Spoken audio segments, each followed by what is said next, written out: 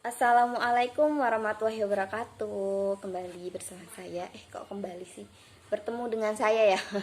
Pertama kali, pertama-tama perkenalkan, nama saya Hikmah Bayu Anghirayati dengan NIM 1401420330. Nah, di sini saya akan berbicara tentang partisipasi warga negara di dalam pemerintahan dan juga pemimpin yang ideal untuk negara kita yang kita cintai, yaitu negara Indonesia.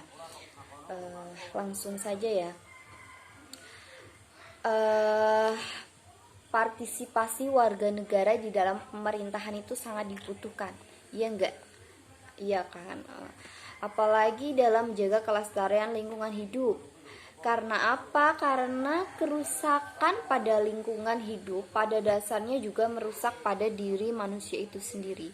Bener gak? Iya kan? Nah, dalam era demokrasi, peran masyarakat dalam publik merupakan sebuah keharusan. Dengan kata lain, partisipasi sebagai nilai dasar demokrasi menjadi perhatian penting dalam administrasi publik yang demokratis. Nah, selain itu, partisipasi masyarakat dalam negara-negara berkembang juga penting. Karena kebanyakan negara-negara berkembang ini ingin cepat mengadakan pembangunan. Nah, pembangunan ini juga tergantung pada partisipasi rakyatnya. Ikut sertanya rakyat akan membantu penanganan masalah-masalah perbedaan. Nah, entah itu etnis, budaya, ekonomi, agama, dan lain sebagainya. Ada 3 tradisi partisipasi. Yang pertama pada partisipasi politik, yaitu proses politik untuk mendudukan orang atau partai politik dalam pemerintahan. Terus melibatkan interaksi perseorangan. Terus diungkapkan dalam tindakan individu atau kelompok terorganisir untuk melakukan pemungutan suara, seperti pada pemilihan pemimpin gitu ya kan.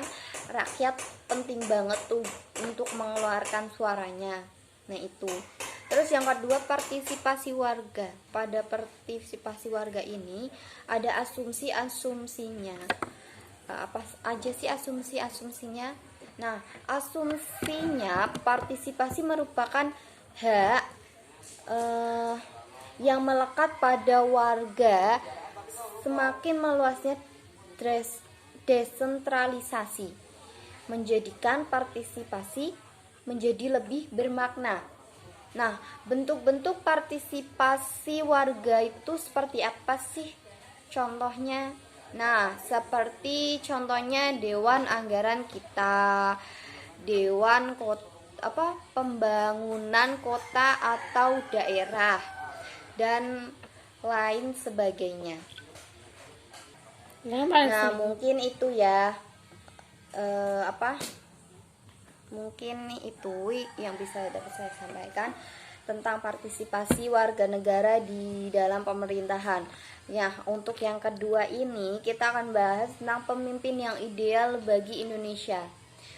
Sebelumnya kita harus tahu ya, untuk menjadi pemimpin yang ideal itu dibutuhkan energi untuk menginspirasi. Supaya apa? Supaya orang lain itu bisa mengikuti apa yang diinginkan oleh kita. Nah, agar terciptanya stabilitas sistem presidensial di Indonesia ini harus dilakukan beberapa hal. Pertama itu penyederhanaan partai politik melalui perundang-undangan. Yang kedua, perlunya pelembagaan koalisi, dan yang ketiga, pelembagaan oposisi.